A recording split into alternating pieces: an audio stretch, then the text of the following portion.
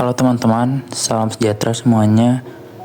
Nama saya Jeko Niotas Menjuntak. Di sini saya akan menjelaskan tentang kebutuhan dalam ilmu ekonomi.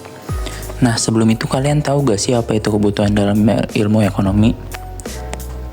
Kebutuhan dalam ilmu ekonomi adalah segala sesuatu yang diperlukan manusia untuk mempertahankan kelangsungan hidup, mencapai kesejahteraan, dan menikmati kehidupan. Kebutuhan ini timbul karena adanya keterbatasan sumber daya yang tersedia dibandingkan dengan jumlah keinginan dan kebutuhan manusia yang tidak terbatas. Oleh karena itu, manusia harus membuat pilihan tentang bagaimana memanfaatkan sumber daya yang terbatas tersebut dengan sebaik-baiknya. Kemudian ada beberapa jenis kebutuhan. Yang pertama, berdasarkan intensitas. Kebutuhan primer adalah kebutuhan yang harus dipenuhi untuk kelangsungan hidup, seperti makanan, pakaian, dan tempat tinggal. Kebutuhan sekunder melengkapi kebutuhan primer dan mendukung kehidupan yang lebih baik, misalnya transportasi, pendidikan, dan hiburan. Kebutuhan tersier bersifat mewah atau simbol status sosial, seperti perhiasan, mobil mewah, dan liburan ke luar negeri. Lalu yang kedua, berdasarkan sifat.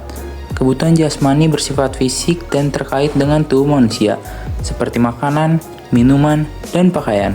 Kebutuhan rohani terkait dengan kejiwaan atau batin, seperti hiburan, pendidikan, agama, dan kasih sayang. Kemudian yang ketiga, berdasarkan subjek.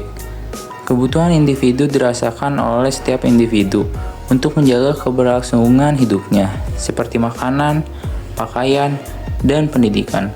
Kebutuhan kelompok dirasakan oleh sekelompok orang atau masyarakat secara kolektif, seperti infrastruktur publik, keamanan, dan kesehatan masyarakat. Lalu yang keempat, berdasarkan waktu.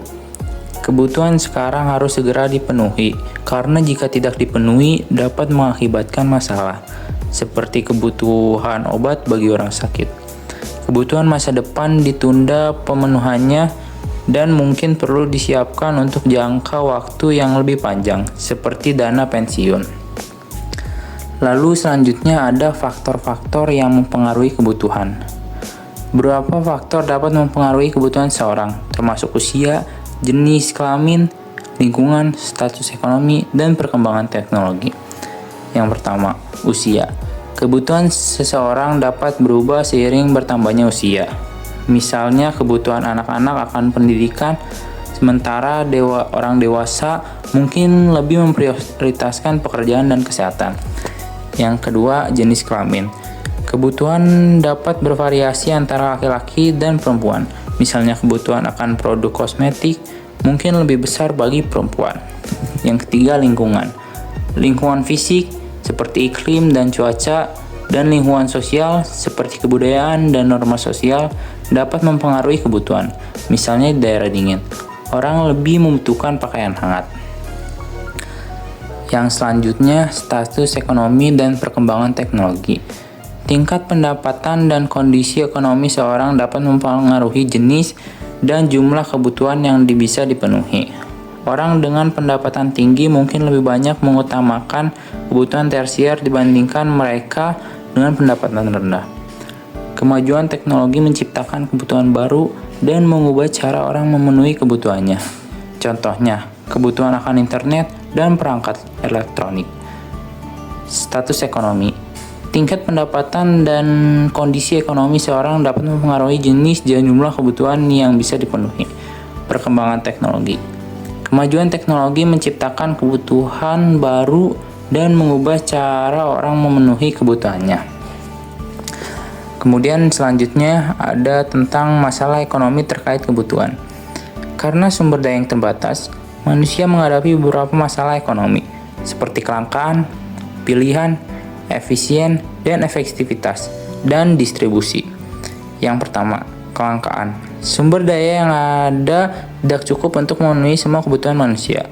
Oleh karena itu, manusia harus memilih dan memprioritaskan kebutuhan mana yang harus dipenuhi terlebih dahulu. Kemudian pilihan. Manusia harus membuat pilihan terkait dengan penggunaan sumber daya yang terbatas.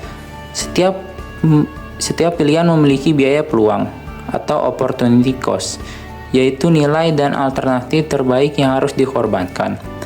Kemudian, yang ketiga, efisiensi dan efektivitas. Dalam upaya memenuhi kebutuhan, penting untuk menggunakan sumber daya secara efisien, memaksimalkan output dengan input yang minimal, dan efektif mencapai tujuan yang diinginkan. Kemudian yang keempat, distribusi. Masalah distribusi berkaitan dengan bagaimana sumber daya dan barang-barang dipenuhi sesuai kebutuhan individu dan kelompok, sehingga tercapai keadilan dan kesejahteraan. Lalu selanjutnya ada peran kebutuhan dalam ekonomi. Kebutuhan memainkan peran penting dalam ekonomi, menggerakkan perekonomian, menentukan pasar, dan mendorong pertumbuhan ekonomi. Yang pertama, menggerakkan perekonomian. Kebutuhan menjadi pendorong utama dalam produksi dan konsumsi barang dan jasa.